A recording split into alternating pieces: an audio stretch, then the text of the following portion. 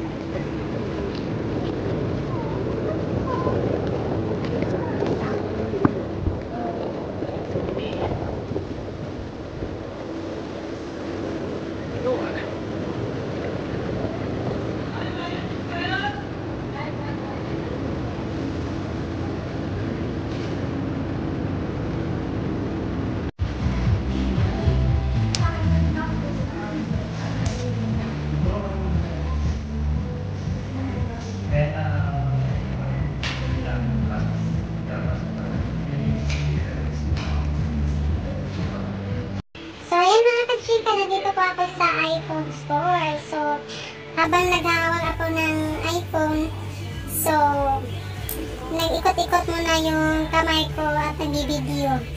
So, alam niyo na, hinahawakan ko lang yung iPhone kasi nga, medyo pricey talaga siya. So, hawak-hawak lang muna tayo mga kachika. So, thank you for watching.